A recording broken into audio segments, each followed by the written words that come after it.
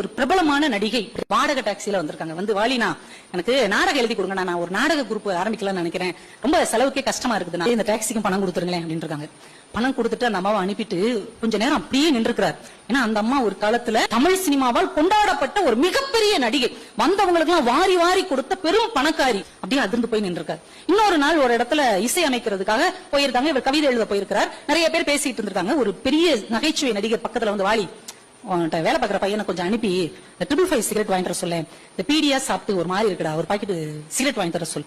இவர் அப்படியே அதிர்ச்சி அவரை பார்த்திருக்கிறார். ஏன்னா ஒரு காலத்தில் சினிமா கதாநாயகர்களை விட அதிகமாக சம்பாதித்த நகைச்சுவை நடிகர், மாடி வரைக்கும் போறதுக்கு கார் வைத்திருந்த ஒரு நடிகர். அவரு சிகரெட்டுக்கு காசுல இவர்கிட்ட கேட்கிறார். அப்படியே அதிர்ந்து போய் நிற்கிறார். மூணாவது சம்பவம், திருச்சியில ரயில்வே ஸ்டேஷன்ல வாலி இறங்குறார். அங்க ஸ்ரீரங்கத்துக்கு போறதுக்காக ஒரு வயதான பெரியவர் அந்த பெஞ்சில சூட்கேஸோட உட்கார்ந்து இருக்கிறார். கண் பார்வை மங்கி போன ஒரு காலம். அவரை பார்த்தோன்னே இவருக்கு அடையாளம் தெரியுது. அவர் காலை தொட்டு கும்பிட்டு, ஐயா நல்லா இருக்கீங்களா, நான் தான் கவிஞர் வாலி. அப்படியே கையை தடவி பிடிச்சிக்கிட்டு, நீயாப்பா நல்ல பாட்டு எழுதுறப்பா, நல்லா இருக்கியாப்பான்னு கேட்கிறார். நல்லா இருக்கேன் நல்லா இருக்கேன்ட்டு இவரை எங்க போகணுமோ அனுப்பி விட்டுட்டு இவர் அந்த பெஞ்சிலே அதிர்ந்து போய் உட்கார்ந்துருந்தாராம். ஏன்னா அதே ரயில்வே ஸ்டேஷன்ல அந்த மனிதர் ஒரு காலத்தில் சூப்பர் ஸ்டாராக இருந்த போது அந்த ரயில் அவர் வந்தார்னா 10 நிமிஷம் ரயில நகர்த்த முடியாத அளவுக்கு ரசிகர்களும் ரசிகைகளும் வந்து அவ்வளவு கூட்டமா மொய்ப்பார்கள். இன்னைக்கு அதே ஸ்டேஷன் அந்த மனுஷர் உட்கார்ந்து இருக்கிறாரு. அவர் யாருக்கும் அடையாளம் தெரியவில்லை, அவராலும் யாரையும் பார்க்க முடியவில்லை. அவர் தான் எம்.கே. தியாகராஜ பாகவதர். டாக்ஸி வந்தம்மா நம்ம சாவித்திரி அம்மா, சிகரெட் கேட்டவங்க சந்திர பாபு அவர்கள்.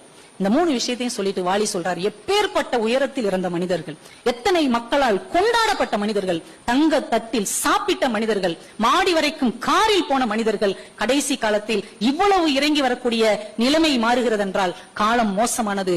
எனக்கு நானே சொல்லிக் கொண்டேன், அடக்கமாகும் வரை அடக்கமாக இரு.